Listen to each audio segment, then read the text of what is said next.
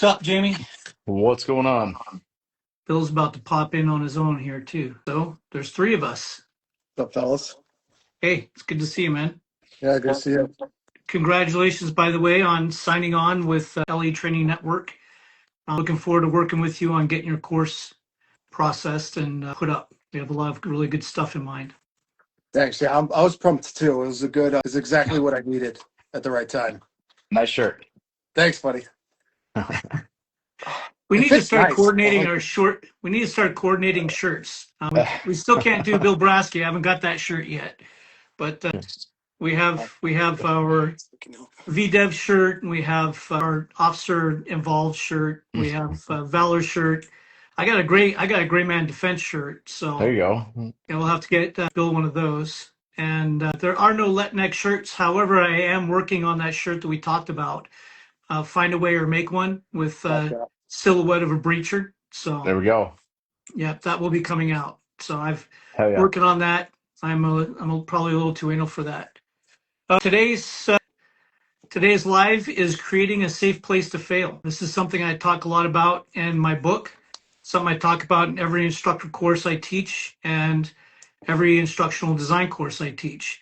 And it's something that I am very passionate about, largely because of I count myself pretty fortunate that I went into law enforcement a little older. I started basic at 33. I looked 20, like 20 years old, 19 years old, according to my FTOs, but I was 33 when I went in, and I had already been doing a lot of training and educating, taking a lot of what I learned from contributing to law enforcement training because I wasn't a cop until 2000, and applying it to higher education when I was teaching graphic design at a trade school. And then when I went into law enforcement and saw how my basic was done, I was really stunned that my basic training would have been a master class in what not to do as far as law enforcement training is concerned.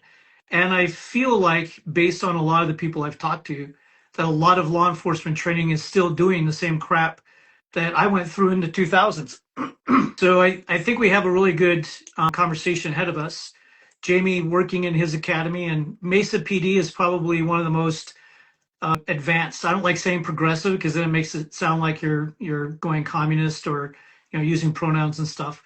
But one of the most advanced basics I've heard of. I tried to get in on a basic to observe, and I was promptly ignored. That was before I had the huge name I have now with 5 to 6 people out in the world. But then we have Bill, who started working at an academy and has been trying to implement a lot of these things that we've talked about with some varying degrees of success. But I think also you have a lot of experience from your Marine Corps days, because Marine Corps does a lot of safe place to fail. And because, like in law enforcement, Marine can't afford to fail on the field, just like a cop can't afford to fail on the street. And so today we're talking about creating a safe place to fail, and it applies to more than just doing scenario-based training or scenario-based learning. Real quick, Bill and Jamie, I'd like you to talk about your experience with creating a safe place to fail now that y'all both know my philosophy on it. Go ahead, Bill. I'll go after you. So I'll tell you where I first started it, and then I'll tell you how it's evolved. So I started with this in the Marine Corps, and it was the idea of let people make decisions and let them make mistakes in real time, and then fix it afterwards. The way that I fixed it afterwards when I was younger was probably not the best way to do it in the moment, but the letting them make the mistakes and not stopping them every second was where I learned that from, and allowing them to know that when they're making mistakes and they're encountering things that they have to critically think through and solve, that there's the only repercussion for that in training most of the time is, you know, not death, right? So it is less than that. So it's okay if you don't do it correctly in a training environment for the most part. There's areas where that is, but that's not the majority. And then so I was doing the good, allowing people to fail, making mistakes, but I wasn't doing good at correcting it after the fact. And that's what I'd say when I got into law enforcement and I started really diving into the training piece is where I learned, like, okay, you have to let them make mistakes and fail. But if I don't take corrective action soon, and start getting those good reps involved once I've established a deficiency, that's a critical moment to where they are going to make or break your material or their progression. So that's when I started to try and approach things instead of like the Marine Corps way, like, hey, like yelling at people, knife handing them and stuff, was more like, hey, dude, check this out. You know, that sort of environment to where they're like, oh, this guy's not yelling at me. He's not being an asshole to me. All right, like we can work with this, and they're more receptive to constructive criticism and stuff like that. So I would say that's where it started. That's where I ended up, and that's where I'm kind of at now. I don't know if that answers your question, Yeah, absolutely. Rick. Okay. Absolutely. Yeah, like for me, I tell people this all the time in every class that I teach. I'm teaching you from the mistakes that I've made in my career, Mhm. right? Experience, the more experience you gain, the more mistakes you make. And if you aren't willing to learn from the lessons from the mistakes that you've made, you're not going to progress. And even if you do a good job, you need to be paying attention to, okay, what could I have done better? How could I have improved? And taking that into training as an instructor, letting it be okay for people to fail, pushing them to their limit so that they do make the mistakes, so that they can know where their limit is, bring them back down just a little bit, and then now we can start to grow. And there's a time and a place for the yelling and screaming in certain circumstances, but I think overall we've done a really bad job in law enforcement of not letting people make mistakes, or if they do Mhm. make a mistake, they get screamed and yelled at. And then guess what happens? There are people like myself who I'm used to that with the football coaches, the wrestling coaches, all those coaches that I had. I'm used to that.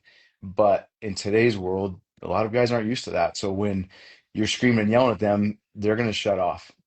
And if they shut off, they're not going to progress. So you have to give them a safe place to fail and let them know, hey, today in training, I want you to push yourself to make the mistakes. Once you see where those mistakes are made, now we can start to fix it. Now we can fine tune it. Now we can make you better. So as an instructor, I think it's crucial that we create that safe place for people to fail, that they know, hey, it's going to be okay. I want to push myself to see where I've messed up so that now I can make myself better. Right. And that's both of y'all hit on a couple of key things that we have to consider when it comes to creating training and delivering that training. We have to allow room for them to think about, process, and make decisions. When I went through basic training, there was no decision making. It was, this is how you do it, next. This is how you do it, next. You did Mhm. it wrong, next. There was no walking them through, talking about it.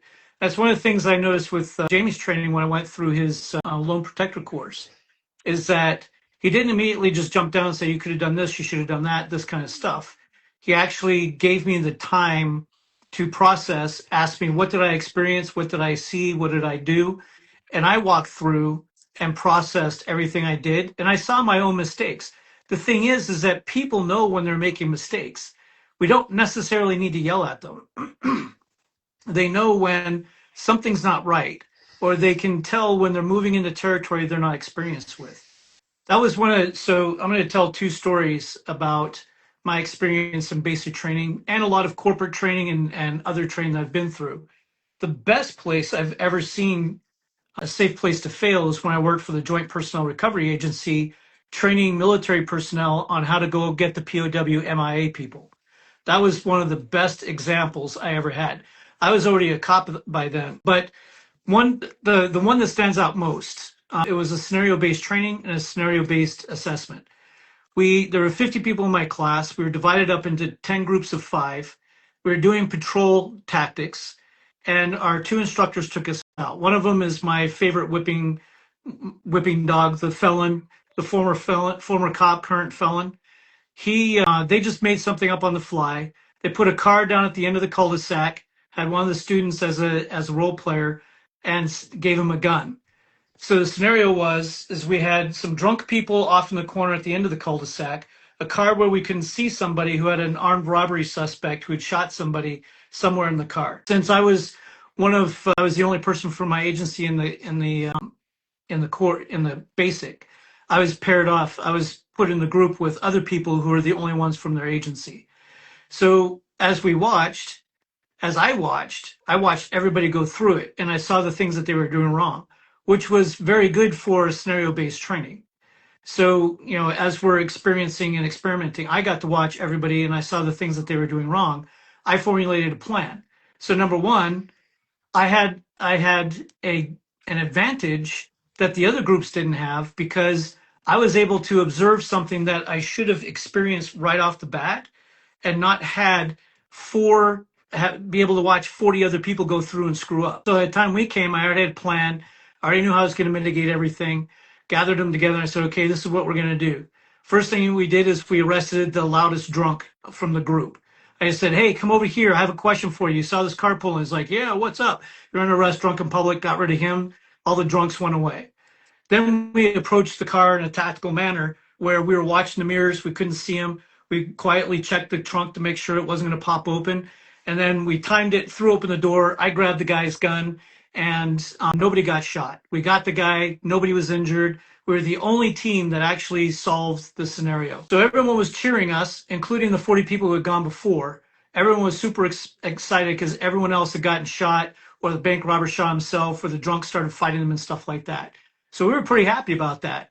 So the 5 of us went up to the 2 instructors, and one of the instructors said, you did it wrong. And that was it. What did we do wrong? You just did it wrong. The rest of the class is now here and it's like, what did they do wrong? They were the only ones that didn't get shot. What did they do wrong? Well, they just did it wrong. Okay, let's go back into the classroom. No debrief, no feedback. It was just, you did it wrong. That was one of the biggest factors that brought me to writing scenarios the way I talk about writing scenarios, where they have to be scripted, they have to have goals, they have to have performance outcomes, and they have to have boundaries of what do you want people to do. You have to have a list of what do I want them to do? What are the steps I need them to go through? What should they say? What should they not say? That kind of stuff. It's one of the primary reasons why I have scenarios based like that. But they told us that we failed, and then they had nothing to tell us how we failed, when we felt pretty confident that we had done a bang-up job. So the second scenario, the scenario assessment, was our final practicals, where they had all the scenarios in one hall. And the first one was a domestic violence where the husband came home, found his wife banging the local drug dealer, and she's saying, yes, those are my drugs. Those are my drugs. What are you going to do about it? And the cop is supposed to arrest the woman for admitting that those are her drugs, interviewing her about the drug dealer. And then later on, he's supposed to suddenly appear in a grocery store. I went through, I was probably 6th in line. I get up to the domestic. I start talking to people.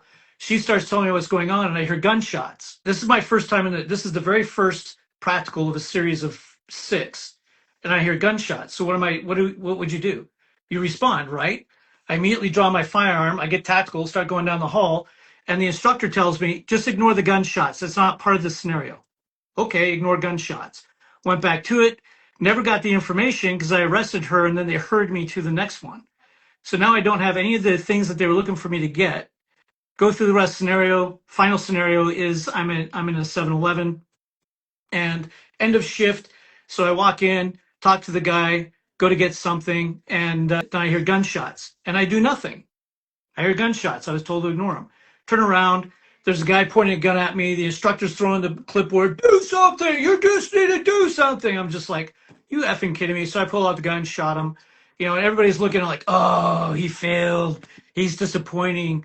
Well, the guy who walked me through it was my buddy that I've talked about. And he was like, well, not everybody has, not everybody has what it takes to be law enforcement. I said, okay, you need to stop right there.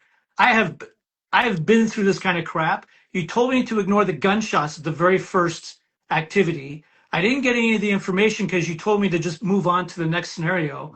And then you put me in a situation where I'm ignoring gunshots and I don't have a description of the guy who's going to kill me. And I'm the one that failed. I said, let me tell you, dude, all 50 of us, we have less confidence of being cops after coming through this basic than we had coming into it. This has been the worst experience I've ever had in any training. And I've been through a whole bunch of different types of training. And he's like, oh, yeah, well, I didn't think about that. So I got my cert. That's when it became clear that we have to script these things, but also create a situation where people are allowed to make decisions and be able to debrief decisions. And that, instead of throwing a clipboard and screaming at me and having role players looking like, oh, that poor broken child, say, okay, you didn't shoot. You totally ignored the gunshots. Why? You told me to ignore them at the beginning of the scenario. Oh, crap. Didn't even think about that. You're right. Well, you didn't even see him come in. Well, why would I? Why would I be looking for someone I didn't know existed? I've run into 6 other people who had nothing to do with it. You told me to ignore everybody who's ancillary. So how am I supposed to respond, right? But when I went through your training, Jamie, and I know I messed up. There were corners I didn't dig. There were targets I missed. You didn't just say, "What the hell? You missed the guy. You just been shot." You didn't do any of that stuff. At the end of it, it's like, "Did you see this person in this corner?" No, I didn't, and I know I didn't dig that corner. Did you see this target that was supposed to do that? And I said, Apex is now punching me. You gave me a lot of good feedback, but you allowed me to see those things. But you also allowed people who had been through the scenario to go through the scenario and see where they failed also and reinforce. I didn't really fail as a person. I didn't know. I didn't practice hard enough. I wasn't able to apply. I didn't make the right decisions, all those things. So I've talked for quite a bit now, but those are the things that I've experienced that's brought me to this. And we can apply a safe place to fail to everything in law enforcement training, not just basic. Do that in roll call training. Do that on in-service training and agency training. I think you brought up a lot of different things there. Obviously, you get guys and instructors that just yell and scream at you, but don't give you the solution. And I think Hmm. one of the things that I learned a long time ago from good instructors that I had, which I picked up and I try to do, is I always ask that why. Because you may have made a mistake that I thought it was a mistake, but your reasoning for it was okay. So I could have jumped down your throat for screaming for doing something wrong. Why did you go left when you should have gone right? And you're like, well, I saw this. I'm like, oh, okay, that makes more sense now. And now you really didn't make the mistake. But had I just jumped down your throat for you didn't do it the way that I wanted you to do it and failed you on that scenario, then you never would have learned, hey, there are other options besides this. Right. Right. And I think if you let people have a safe place to fail, it helps them understand how to be critical thinkers as well. Because Exactly. you start to talk to them, you start to tell them, hey, you let them work through their own problem, work through their own mistakes. They end up figuring out their own solutions most of the time. They usually figure out what they did wrong and come up with the solutions on how to fix it. And I don't even need to tell them how to fix it. They do it on their own.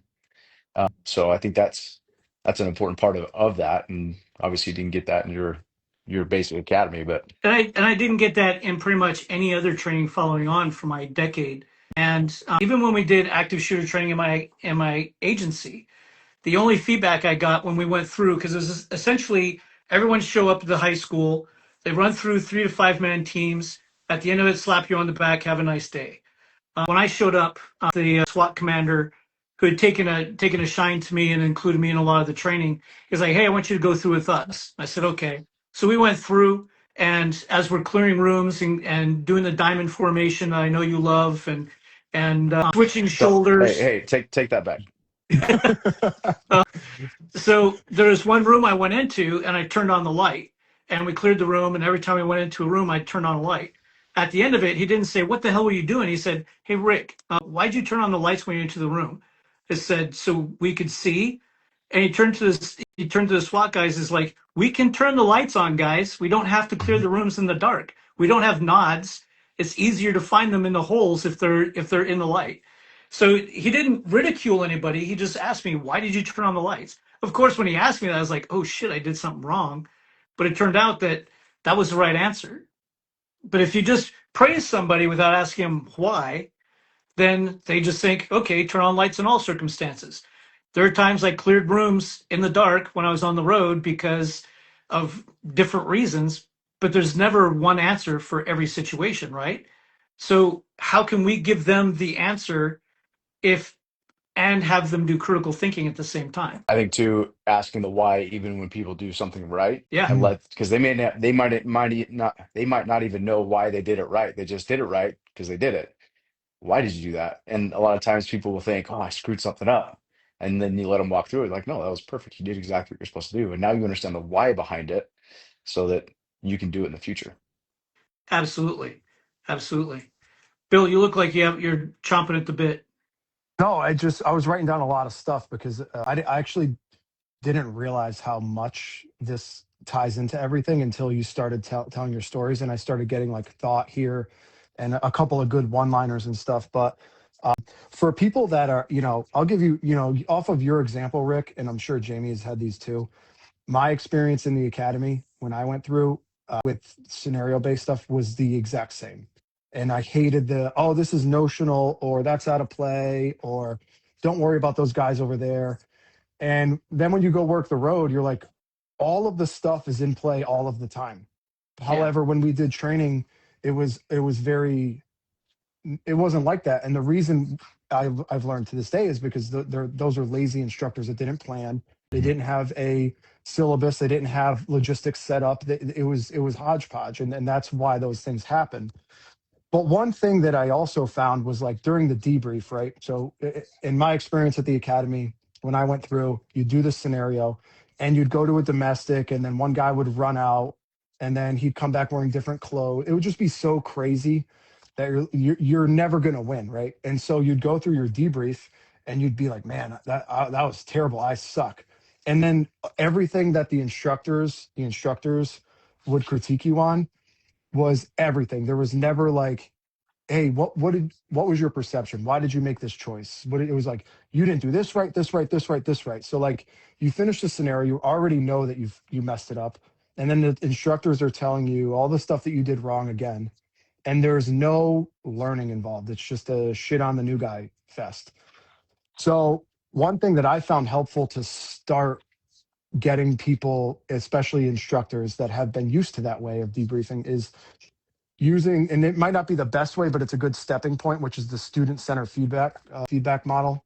I don't know if you like that way or if you guys have used it before. It's pretty simple. I forget where it comes from, but essentially now, and the other thing issues with those debriefs was that they would take forever because Hmm. everybody's got to say Yeah. something, and they'd say the same thing over top of each other. And so when we went to the student center feedback model for like larger scale trainings, it's very simple. Like, hey, tell me what happened, and they tell Yep. you, and you don't interrupt them. And then it's like, hey, what'd you do well? And and 9 times out of 10, if you taught them correctly, they're going to know what they did right. And then the next question is, what'd you do wrong? And they'll tell you what they did wrong. And by them telling you they did right and what they did wrong, that's them reinforcing, all right, I did that right, I'm going to keep doing that, and I did that wrong, I have to work on that. And then at the end, one of the questions is, you would inject a different piece of information. You say, hey, if that guy didn't have a gun, what would you have done? Right. And then that makes them think, okay, I would have done this, this, and this. And the way that I equate that is like the traditional debrief model would be like A plus B equals C. All right, you did this right and this right, so you were successful. But when you start throwing in those hypotheticals and getting them to think on the fly after they've already realized what they did right and wrong, it allows them to figure out, well, if I got C and B and I need A, this is what I got to do. And the critical thinking aspect to it. And if they do that at every scenario and they're keeping track of those things, and the instructors did the right thing with planning the training, like you could get a lot of success in learning Yeah. from those at a much faster rate. But if you miss the mark on the debrief, man, that could really just ruin that entire experience to the point where most of the recruits would say it was a waste of time. And if Yeah. recruits are saying that this scenario based training is a waste of time in the academy, that's a problem. That's a huge problem because that should be the day where they're like, this was the best day ever. Wasn't in the classroom. I wasn't doing push ups, like all of that stuff. So that was the biggest thing that I was writing down. And then the second thing, which was, I believe, I think Rick said it, but like creating the safe place to fail. I think another way to describe it was creating a conducive learning environment. Like Yeah. if there's no learning occurring and it's just a shit on the new guy fest, like that's not training.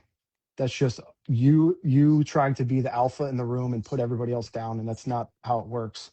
And then the last thing, which I believe Jamie was talking about, but or Rick, I'm sorry, but was the mistakes. I believe a lot of people think that mistakes is failure, and I don't think that's the case, Right. especially in training. Right? It's if you don't make mistakes, you're either not putting in enough effort or you're gaming it. Because if I went on a call right now, I haven't been on the road in a little over a year. If I went on a call right now and went to domestic, I would make a shit ton of mistakes. But I think the difference between people that have an open mind to failure and to learning are able to correct those mistakes in real time and not sit and dwell on them in the moment.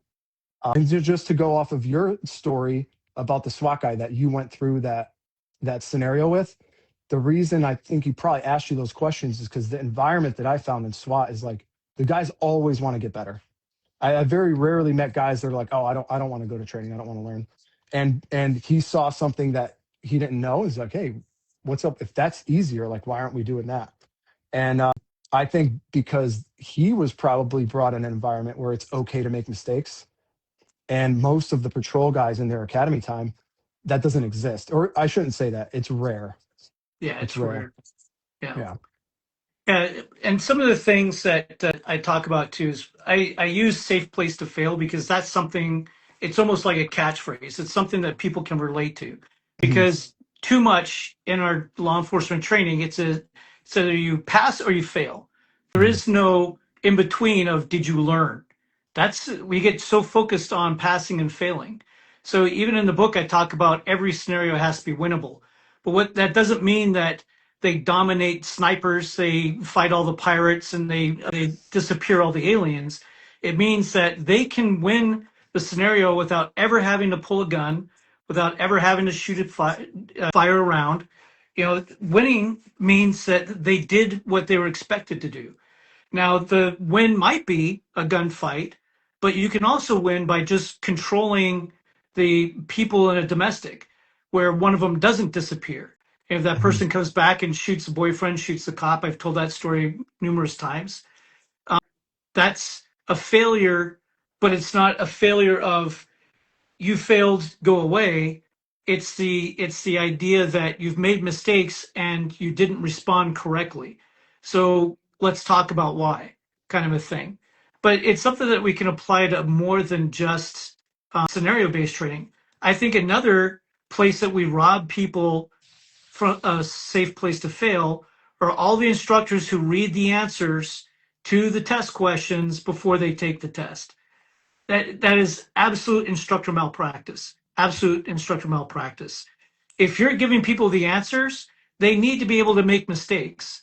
Give Mhm. them they take the test, if they get it wrong, then you talk about it as a class. We don't use assessments the way they should be used, which is another form of reinforcing learning. Talk about all the questions, not just the ones that everyone got wrong, but you talk about all the questions. Ask why was this the right answer? Because we memorized it. Does that mean they're going to be able to do it on the road? No, I want you to tell me.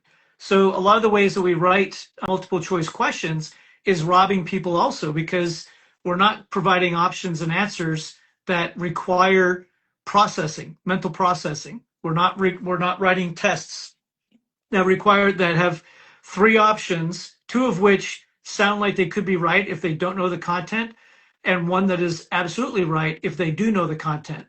So when people answer that question, they have to know why they chose that answer. So creating a safe place to fail is more than just scenario based training. It's in how we do all of our training. It's giving people opportunities to do stuff, to make decisions, which is required by case law that we've covered back in October or November. It's covered in case law. All of our training has to include decision making. If we're not giving them a chance to do that by giving them all the answers, so they're not choosing and making decisions on the questions, they're not making decisions in the scenario, we're why are we surprised that we're seeing so many problems on the road? Why are FTOs always wanting to like kick cats and throw things? Because they're getting people who haven't been trained, they've been indoctrinated, and that's as far as it's gone. I think just touching on that real quick, and I want to go back to something else that Bill said. If your training is so easy or your tests are so easy that no one is missing answers or no one's making mistakes, it's not training. Like your scenarios are too easy, your tests are too easy. You should be building scenarios, building training, whether it's on the range, the DT room, or on a test, to where people are going to have to think and they're going to have to make mistakes because that's the only way they're going to learn. I think that Mhm. happens way too often in law enforcement. It's not only too hard and people are screaming and yelling, sometimes they just make it too easy so that people just pass the test. Or Right. I think that's especially true in instructor level courses Yeah. where they get all we're doing is a post instructor school where, hey, all you gotta do is show up and you're gonna get an instructor cert, which I think that's absolutely horrible. With some of the stuff that we're doing now, we're failing instructors. People come to the course all the time, and that's okay. And we sit down with those people. We're like, hey, you're not ready yet. Let me tell you why. Let me see how we can help you. And we will identify in these instructor courses, we'll identify the people that are struggling, and we'll pull them aside at the very beginning or halfway through as we're seeing these mistakes being made. Hey, I will stay with you afterwards. I'll stay with you during lunch. Let me get you better. And I think that's another place where you see that making a safe place to fail, because people will realize, hey, I'm falling behind. That's okay. The instructors are willing to spend some extra time with me to make me a little bit better. Going back to the debriefs, I hate long debriefs. And I think Yeah. you hit the nail on the head. The way you get better is you get better with reps. And we've all been in those courses where the debrief, like you said, everybody takes a turn saying something. No, they should hit on a few different points, especially at the recruit level, because they're going to make all kinds of mistakes. I could spend 4 hours talking about mistakes that recruits make on a 10-minute or 5-minute scenario. Same thing in the SWAT world, right? We could debrief forever on mistakes that guys make, but pick out a couple different things and then let them fix those mistakes, and then you'll see those the other mistakes that you didn't touch come up later, and now you can start working on those as well. And one last thing I want to touch on, we talked about the alpha, and we've talked about that multiple times already today and in past things. Like, ego kills training. Guys, instructors that have an ego and want to prove how tough and how badass they are and how much they know are going to kill training and people's desire to train left and right. I literally just had, like, last week, a guy send me a message. Why are SWAT guys such assholes when when they're teaching training? They think that they're better than everybody. Like, yes, we're patrol guys. We're going to make mistakes. We're not at that level, but they don't need to scream and yell at us. They don't need to make it to where we don't want to go train anymore.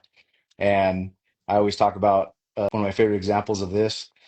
I was training outside of Arizona. An officer I could tell did not want to be there, and shortly, within the first hour, started opening up. And she started realizing, hey, it's okay to make mistakes. Jamie wants me to make mistakes. Mhm. And I talked to her about it afterwards. She goes, this is the first training I've ever been to where it was okay that I failed. And this is the first training that I've ever gotten better in my training because I wasn't afraid to make the mistakes. I was willing to make them so that I could get better because I knew you weren't going to scream and yell at me. Yeah. And too often instructors have an ego and they're like, no, you have to do it my way.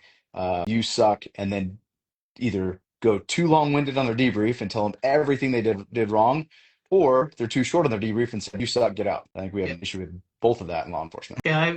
One of the things I've always held myself to, and people I've worked with when I've co-instructed, is that when we're doing a debrief, we don't give more than 3 things to work on. Because if you give them a list of things, they're going to blot all of it out. All they're going to hear is, I suck, I suck, I suck. So I just give them 3 things to work on. The 3 biggest things that they could work on, it might be a safety issue, it might be a movement issue, something like that. So you did really well, you did these things, here's some things I want you to think about. And when you approach the car, you did it like this. How could you do that differently? I only touch on 3 things, and my debriefs almost never go longer than 5 to 10 minutes. My intros to a course rarely go longer than 3 minutes. Why would my debriefs go any longer than that? It's you're both absolutely right that our debriefs need to be instructive, not an encyclopedia of all the things you did wrong and need to improve on. And one of the things that I thought was interesting what you said about that person reached out to you. It's like, we're patrol, we're going to make mistakes. Why are they yelling at us like this? It implies that SWAT guys never make mistakes. I Yeah. know that Jamie probably Yeah. never did, but No, that's it's like when you start, the ego kills training absolutely, because now you're making it sound like I've never made mistakes and this is how things are done. I tell people right up front, every course that I've taught and every course I develop is the result of all the mistakes I made previously that mhm. informed the course that you have now. The principles will always be the same, but my methods might change because something didn't work. Even in the last course I taught last month, my basic instructor course, TCOL course, there are things I'll never do again because it didn't work out that way. A lot of it had to do with the situation of discovering 3 days before I taught the class that that I had been doing it wrong the whole time over the last 5 months. But now that I have time, I'm going back and I'm reworking things and fixing things. If anyone's teaching it, and I know that Jamie, after every course you teach, you think of a way of tweaking it and something that didn't quite work, or you tried something that blew up, and I know definitely that Bill does this. That's what a professional instructor does. They don't teach the exact same course every single time. Now, I know a lot of instructors who say that, and the differences between their two courses are they just tell different war stories, or they cover some information better than they cover other information. That's not the same thing. I'm tasking my course, so I'm creating more opportunities for people to have decision making, to be able to feel stress while they're doing something. Even in writing courseware, people felt stress. And I had to ask them, why are you guys so stressed out? Well, we can't build an entire course. I was like, no, that's total misunderstanding. It was just build the first 15 minutes for a course that will be longer later. You know, I made a mistake in not making that absolutely clear what my expectations were. So at the beginning of each class, I'm going to have a list of these are my expectations and here are the rubrics that you're going to be judged by, that kind of stuff. So I think that's very telling, doing the debriefs, not having an ego, but also it comes down to course design, right? How have y'all designed your courses to include? I know Jamie's course is easy to talk about because it's like an hour and a half of presentation and a day and 8.5 hours of just doing reps of scenarios with really quality debriefs. And at the end of the day, there's a debrief on the whole thing, which is something I think other people don't do as well. Courses I've designed, like the patrol tactics course, I redesigned it so the first half of the day was the theory and demonstration. Last half of the day was all doing stuff, was rep after rep after rep until they were able to nail things. Bill, why don't you tell us about how you've redesigned a course to include more opportunities for mistakes? So one of the recent ones, excuse me, that me and my partner have done is it was a crimes in progress class, and it was the goals and objectives of the course was various different types of calls, but like the first, like responding to something in progress as opposed to like an investigation or a past tense incident. And so we had multiple different scenarios that we had come up with. And the thing that we did differently this time that I found, well, I was told by the recruits was extremely helpful was when we designed the scenarios and we used this really cool book, Creating Training for Law Enforcement, to help us kind of format everything. But what we did was we're like, all right, this is a crimes in progress thing. So we're not going to dive into the specifics of a domestic versus a robbery or anything like that. We're going to try and hit the same learning objectives for each thing because they're only like 2 or 3 minutes in duration. They're quick, like initial response. The way that I described it is like if it's active, make it not active. So calm it down. And then once it's calmed down, like, all right, scenario's over. Just evaluating that little portion. And we found that when we dissected all of those scenarios at the conceptual level, they were kind of all the same things, right? Because we're not going into the investigative process with anything. When we realized that, we had each scenario written up with all the things that we needed. And we also had like, hey, we want the goal of this scenario is for them to be able to do this and learn this, which then brought us to when we did our debriefs, if they had any questions that they couldn't answer themselves, the points that we would bring up were directly related to the learning objectives that we had already established for those scenarios. And even one step further, what we did is we gave each recruit a rubric of what we expect them to be able to do for these scenarios. And they had like 7 or 8 scenarios to do and one sheet of paper with 5 objectives on it. And they're like, but this is it? I'm like, yeah, that's it. That's what we're looking for. Like, distance management, proper verbal commands, like appropriate use of force options, like stuff like that, right? And so we found what they said afterwards was that when they knew what was expected of them, they were it was in their mind when they were going through the scenarios on how do I do those things correctly. And I was actually surprised by the results on how well they did. And then the debriefs were like maybe 2 minutes. And the hard part with it was there was only 2 of us and a million instructors that I don't know them very well. So we're having to go around to make sure that they're doing the debrief the right way because sometimes they weren't. For the most part, I found that super successful. That was one of the newest things that we've implemented at the academy level. And another one that we do in the officer survival series, which I really like, which is every scenario that they go through gets recorded, and they'll say their name and everything, what department they're with, and then the scenario will get recorded. And then at the end, we'll do the same debrief type thing. But the next 2 days, within the next 2 days, they'll have their mock trial portion. And what they'll do is they'll have lawyers come in and they'll throw the videos up on the screen. And the cops they get cross-examined, and they get examined by their attorney. So they get both aspects of that, and they have to say why they made those decisions in front of people.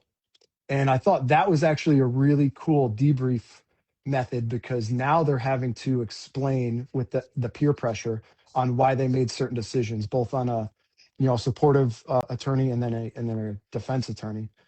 So those were, and that's been in the works for a while. But the other method for that crimes in progress class with my partner, that was pretty new. That was the newest thing that I say we've implemented. How long does it take you to get through that? Like when you bring guys in, how long does it take you to get through that cross-examination stuff? That's like a day event, because the lawyers, they're still practicing attorneys, so But how they'll. many guys do you get through? Like how long does it Oh, take to get each guy through? so if we have like a class of like 25, I would say each person is probably going to get 10 to 15 minutes up Okay. on the stand. But if it's a big class, like 50 people sometimes, usually the attorneys will only pick out like either really, really good ones or really, really poor ones, and then make them go longer. So they're not doing like 5-minute iterations. Yeah, I'd say that's probably accurate. Okay. That makes sense. I like that. I might try that with some of my stuff. I know I do a lot in the debriefs, especially use of force scenarios where they have to use force, is okay, tell me how you're going to write your report to justify what you just did. Mm, Yeah. Especially when I know that they either used too much force or not enough. Write your report. Write it right now. And then I will help them walk through it. Like, okay, did you see this? Well, yeah, I saw that. Well, why didn't you write that in my report? Oh, well, mm, I think I should have. Right. And so the more you get them thinking about what to write in their report, it'll help them start to understand and start to critically think of how to justify their use of force when they're usually right in what they do. They just don't know the why. mm, So write it in your report. Especially, I think that's really good for new recruits that don't know how to write reports. And and going back to the use of force stuff, I'll always start out, hey, give me Graham versus Connor as you're telling me your report. What was the crime? Describe it. What was the threat? Describe it. What was the resistance? Describe it. And now explain why you used your force based on those things. And it usually helps them justify and understand, most mhm, importantly, why they did what they did. And you both hit on something I was going to follow up with that. One of the best results of debriefing the way we're talking about debriefing, whether it's scenario based training or taking a multiple choice quiz, and having people describe why they made those choices, is 100% setting them up for writing reports and testifying in court. As y'all discovered.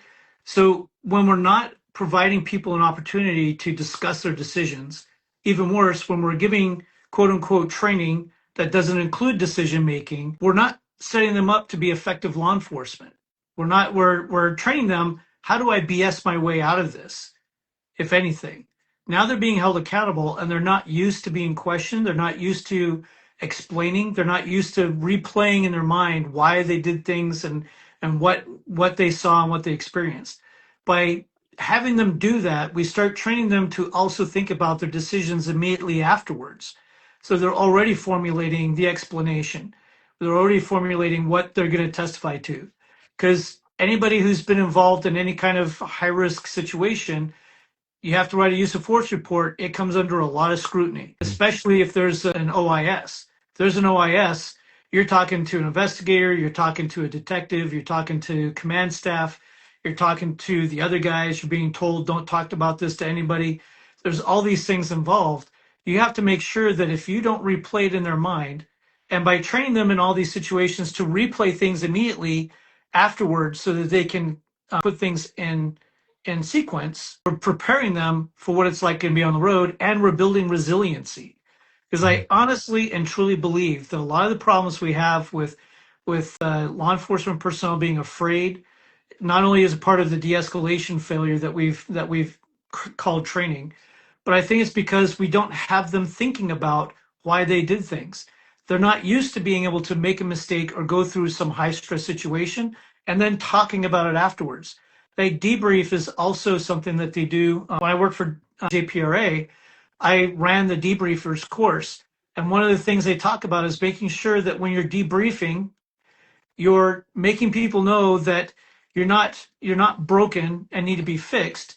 You're a normal person who went through an extraordinary event. That does a lot for the resiliency, and it does a lot for the PTSD down the road, is that they start replaying in their mind what happened, and they start processing why. And if they can get to the, well, I had to because this guy was trying to do this to me, it helps them down the road not lose their job, not lose their mind, not get into addictions, those kind of things. One thing, Rick, you kind of sparked this with what you were saying was, and Jamie too, a good way for that I've also found for those use of force scenarios to also allow for learning this. And I found this to work really only for scenarios that involve force. And I'll explain why in a second, but far too often, I think instructors want to have those scenarios happen without anybody watching, and I understand why sometimes you might want that, especially if it's the same thing that's repeated every time. But what I found with the use with scenarios that involve force is everyone uses it a little bit differently, and no one's going to do it the exact same way. And when you have their peers watch them go through it, it adds that level of peer pressure. Whereas if they don't really care about the training that and they do it without observation, they're just going to meander with their way through it. But if the second you have their peers watch, their goal is don't look like an idiot in front of your buddies, and they will put in a little bit more effort to not look foolish in front of their friends. And it also allows the people that are watching to also learn, like, oh, that was a good choice, or that didn't work, I'm not going to do that.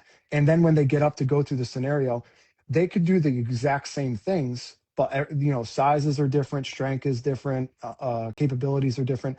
It's not going to go the exact same way.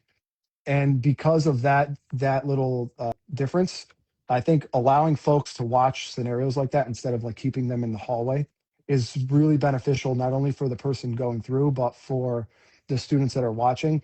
And especially if you don't have a lot of say you got 50 kids and you got 3 instructors, like that's a really easy way to include the whole group and have people go through scenarios, which then allows them to justify or at least spark discussion even amongst the peers. Hey, why'd you do that? Or I don't understand why you did that, even though it worked well. That was just one thing that I thought of when Rick, what you were saying, telling your story. Yeah, And I think going back to that, and Rick, you went through my course. That's one of the reasons why after a person does a run, I let them follow, yeah, right? It does Oh, two sweet. things. It does two things. It lets them see that it's okay that they made mistakes because other people make them too, right? Mm, So going back to creating a safe place to fail, they realize, hey, other people aren't doing this perfect, and that's okay. They start to see the other people's mistakes, and then they learn from it that way. But it gets people out of the hallway, and it gets people from just sitting not doing anything. They can actually pay attention, and like you said, it makes the people going through the scenario want to focus a little bit better and be like, hey, I got to step up my game because now I have yeah. 2 or 3 of my peers watching me. So it does a lot of things, and that's why I really started including that in my trainings, is letting the people that just did the scenario now observe and now help them debrief, because I want people to learn how to debrief, because not only am I teaching you how to teach or how to do a tactic or how to do something on the range, I want you to also learn how to be an instructor, because Yeah. that's how you're going to gain most experience yeah. and understand what to do when you are out on the street. Absolutely.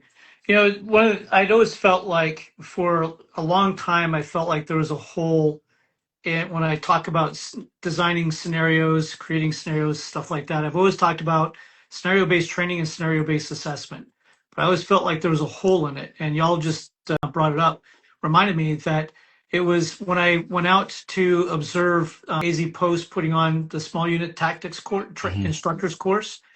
I realized the hole that I had is scenario-based demonstration. And that's Mm. exactly what you're talking about. Run people through scenarios as a demonstration and have the class as a whole do a little debrief the class. What did you all see? What did you all experience? Would you have done anything different? And everyone's going to feel like, well, I have to poke holes in it or stuff like that. But what about, no, actually, I would have done it the exact same way, and this is why. Now everybody has their own why for doing it the right way, but also a why for why they might do it a different way. So scenario-based demonstration is exceptionally important, and I saw the value of it. I came up with that term because of observing, and that was as recently as June last year, July last year. So I think what, oh, go ahead. go ahead. Go No, ahead, go Coach ahead, Lee. man. I think that's one of the one of the things that our academy does really well is I got to give credit to Russ and Garrett out of our academy. They run a lot of the scenario-based training for our academy. And time is a valuable thing, right? We don't have Mhm. enough time to constantly be doing scenarios, but they'll set up scenarios. They'll get two or three or four people to run the scenario while everybody else watches. And then they go back and they debrief it and they start asking those questions. So now everybody's learning. Not everybody went through the scenario, but they saw three or four different ways to handle it. And now they're debriefing, now they're talking about it. So when especially in an academy setting when time is valuable and you don't have enough time to put everybody through training all the time, doing exactly what you said, Bill, is just letting and doing the demonstration training where certain people go through it and now everybody talks about it afterwards, I think is super huge. Absolutely. I found a So lot of success with that. Oh, sorry, Rick. no, go ahead. Go ahead. Mainly from the DT side of it, but it translates to all the other things we're talking about, which is, and I'll use DT to explain it. But if you're going to show a technique in DT, the easiest way for the students to understand what you're doing is show them the whole thing, what you're looking to do right off the bat without talking, just like, hey, we're going to do this. It looks like this. And you do it through. And now they're like, oh, that's what right looks like. Same thing, what you're saying with the scenarios. Like you're having guys go through after the runs, they're going to see, oh, shit, I made that same mistake. Or, man, I did that right. He made that mistake, but I know why now. And when they see what right looks like, now they have an expectation that they can strive to get to. Whereas before, it's really ambiguous, and a lot of DT guys struggle because they start off teaching it step by step, and they're like, no, you're not doing it right, and the kids are like, but I don't know what right is yet because we haven't. I don't know where this is going. I what right looks like. I think is so important for the student. Like going back to DT, I think that is huge. And I also think it's why it's super important that the instructors get on the mat and roll with the Yeah. students, right? Because they need to know and not just get their ass kicked by the instructor, but let the student fail so they know what's wrong. And then you, in that same situation, now teach them, okay, now try this. Okay, cool, Mhm. that works. So safe place to fail applies to everywhere you're at, whether it's at the Yeah. range, scenarios, or even in the DT room. Let them fail, let them make the mistakes, and then correct them, show them the correct way to do it, and they'll learn a lot more that way. Yeah, and we keep going back to the high risk stuff. Use of force, firearms, DT, BJJ, all the hands-on stuff. But there are places that we can apply safe place to fail also. Every basic course and every roll call, we're going to talk about new laws. So putting up something from like officer involves BWC cameras or something from BWC library, and I've seen them do this in roll call training at Bryan PD and at College Station PD, where they just put up a video and they say, what are the legal issues you see here? Mm. Are they breaking any laws? Do you have a reason to pull them over? Do you have probable cause? Do you have reasonable suspicion? Just, you can put stuff up there where people have to make decisions. It doesn't always have to be high risk. The basic training when we went through traffic, it was a state trooper reading the freaking book on 42 dot code traffic. What am I getting? I'm sorry, 19.2 traffic. What am I getting out of that? I'm not getting anything. But if you put up a dash cam and said, what is this car doing wrong? Now you have to think about, what am I seeing? And sometimes you can put in there, what is this car doing wrong? You watch for 5 minutes. People start calling everything out, and they just say, no, they're just driving down the road. They haven't committed any crime. There's nothing. Not everything we do has to have a resolution. And I think that we miss that a lot in training is that we always show what went wrong and how to fix it, but we never show what went right and what did you see. We learn just as much by seeing things done correctly, done Hmm. well, and picking that apart. What did you see that they did well? Well, they had a great approach, or they didn't allow the person to blade up on them. They kept a good distance. They talked to them in a polite and courteous manner. There's all these things that's still decision making. How would you approach this person? This person's yelling. What would you do? Stop it. Have them talk about it. Then show what the cop did. Show what the person did. And it's not always ninjas, snipers, and terrorists running around out there. A lot of time it's just somebody's really upset and is yelling and screaming because that's how they grew up caring about things. Does that mean I have to throw them to the ground? Or do I just say, okay, I need you to quit yelling and calm down so I can understand what you're talking about? I think, That's, go yeah, ahead. I think you're right on, and it just triggered me into thinking about things we've talked about over and over on this live is train a little, a lot. You don't need these long, drawn out scenarios. Mhm. You could sit in a briefing with Yeah. a BWC library on or officer involved on and talk about it that way. 10, 15 minutes, and you're getting training value out of that. And I think we miss out on so many training opportunities in law enforcement because we think we have to have this big drawn out scenarios. We have to think we have to go to the DT room for 4 hours. No, like Yeah. you can do little bitty things and learn a lot from them, see mistakes that were made or the right way of doing things, and then pick that apart and say, okay, what could they have done different? Even though this was right, what are their other options? And I think that's where we fail a lot in law enforcement too, is we look at, okay, this is the perfect way to do it. Yeah, but there's also five other ways to do it. What are some other options? And get people thinking about it that way. Yeah. I call it creating data points. We have to Hmm. create data points because no two calls are ever going to be the same, but every call will be close to something that we've already done, that we've already had experience with. And we just need to build that database of little points of this is similar to this. I already know how to act. When we start creating situations where we can make decisions based on prior experience that have also shown to be true and start mixing and matching, it's like, well, when I did this, this is what happened. It didn't do that. Okay, I got this other thing I can pull back on. Now we're building that giant chest of tools that enables decision making to actually happen and makes safer decision making and more valid and sound decisions. That's exactly why we have to make training a safe place to fail, because I would rather make those mistakes in training, let Yep. my officers make Yes. those mistakes in training so that they can learn it there rather than yelling and screaming at them so they're afraid to make mistakes in training so that the only time that they screw it up is out on the street. Because what happens when people are scared? Are they learning? No. No. They're thinking about how do I get out of this? How do I stay small? Yep. That doesn't help anybody. I think when you do that too, the other place that translates is on the road. And if you have folks that are, there's an environment in the PD in training where they don't want to fail because they don't want to hear it, and all the instructors are assholes, and they're doing all the things that we were talking about. And they go on the call and they don't know what to do. I mean, I've seen this before where you could tell somebody doesn't know what to do because they'll pick the easiest tasks that they know what to do, which is like stay with the witness. And it's like, there's still some stuff going on. Why are you staying with this person over? That's not a priority. And it's like, well, if I go over there, someone's going to say something to me because I'm not doing this the right, you know what I mean? And it's not only bad for training, but that's creating habits that they're going to do on the road. People aren't just going to leave the training room and magically be amazing patrol cops. Like those habits that instructors are developing into students is going to show up in real life.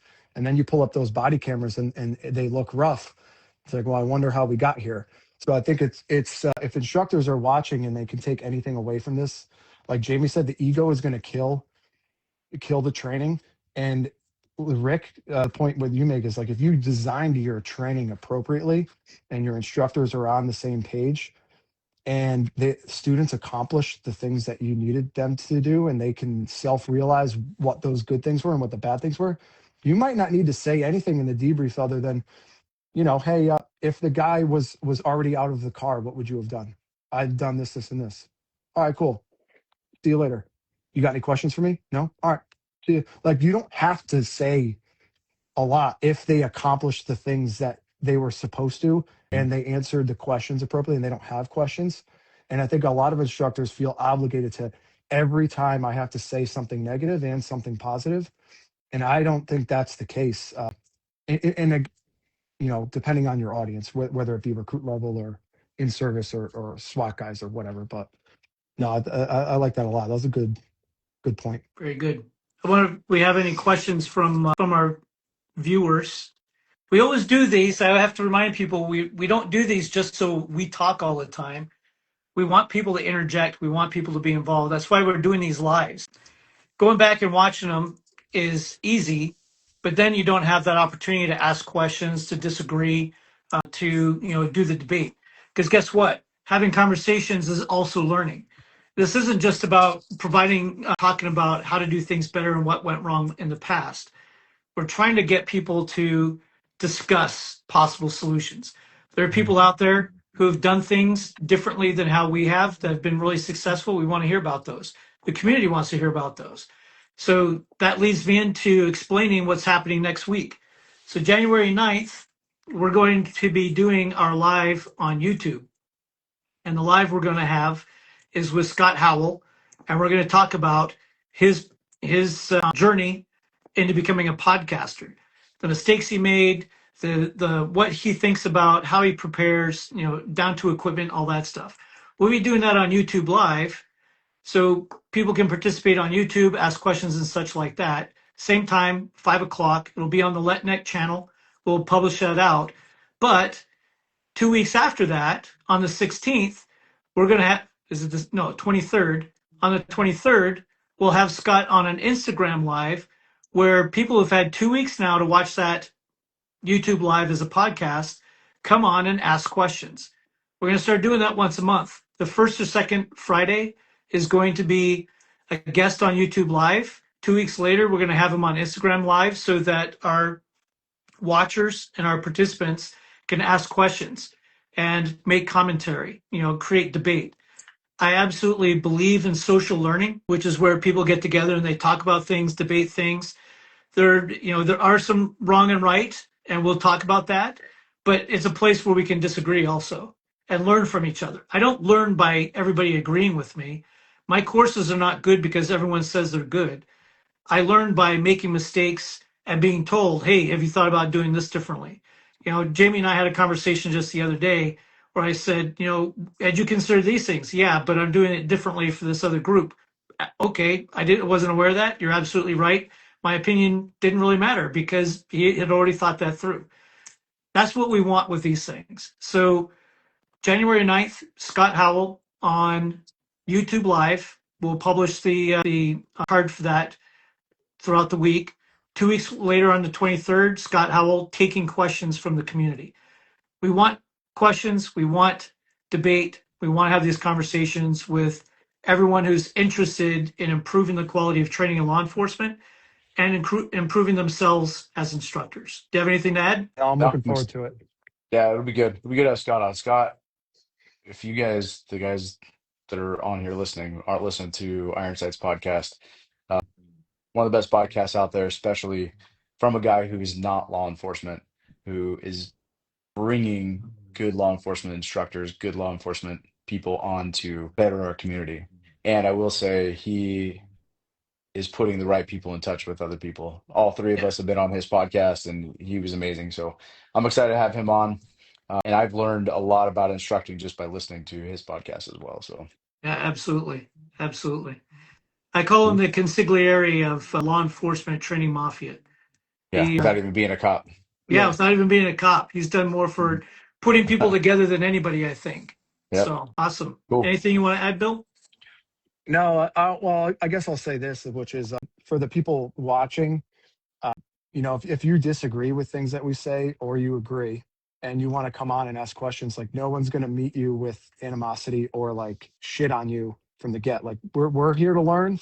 And if there's things that people don't understand too, like we're willing to share those thoughts. So like if I don't want people to think like they're going to come on here and get roasted like you see on some other ones. Like, that's not the goal and intent of this. And I think I'm speaking for the group in that we don't have those intentions either. So don't be afraid to ask a question or a controversial opinion like that. That's all welcomed and fine. Absolutely. I think this was a good one. Obviously, Yeah. just kind of closing out, just want to say, as instructors, watch your ego. Let people have an opportunity to fail in your courses, in your trainings, because that's where they get better. None of us as instructors got good by from all the good stuff we did. We've gotten better from learning from our mistakes on the street, in the classroom, in training. That's the only way to improve. So make your trainings a safe place to fail. Make it people feel safe that they can make the mistakes so that they can get better, just like you made the mistakes so that you can get better as well. Excellent. Great. Awesome. Great ending there. I wait, we got I haven't disagreed, just a thought that I've seen kill training overlaps. Too many distractions is trying to run too many scenarios at the same time. Absolutely agree with that. It if you have to run a lot of scenarios, have a lot of scenarios in different places with different instructors and different role players. One of the things I advocate for heavily is finding third-party, independent, non-law enforcement role players. It takes some planning. It takes training those role players and building a database of people that you trust to do these things. But I've seen the difference, and I've had agencies do this, and their training is far superior. The scenarios are far more effective because they have non-cops doing things. Cops just turn into caricatures of what we see on the street. A sober cop pretending to be drunk is like a Don Knotts movie. I'm probably aging myself by saying that, but it's just slapstick. You know, we can do better, and having distractions, like I said at the beginning, being told ignore the gunshots and then getting shot because you ignored the gunshots doesn't help anybody at all. And Brick, I didn't share this with you yet, but that course that I was talking about earlier in the talk, one of the things we did was that, and we had a scenario for an EDP, and we actually found the local lady that collected bottles, who was like, she might be homeless, but she's nuts. But we found her and we're like, hey, do you want to come participate in training?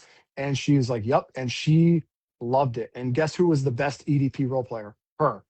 Yeah, And we got him lunch and everything was fine. And what a difference doing that. yeah.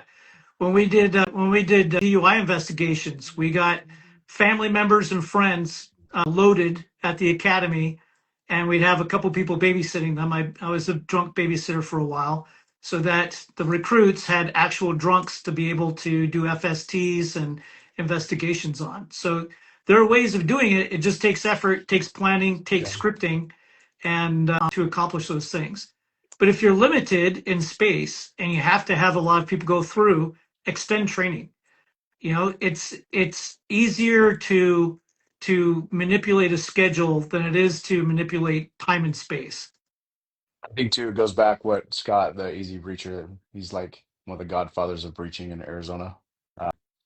So one thing that I see with that is what kind of you talked about at the very beginning. You had scenarios where you went from one thing to the next, and because there was gunshots in one, you have too many things overlapping. The students aren't getting the necessarily training out of it. They're hearing too many things going on. It's too hard for people to concentrate when there's too many distractions going on from other scenarios. So I think it's super important if you are going to run two concurrent trainings or scenarios, keep them far enough away from each other to where they're not going to interfere.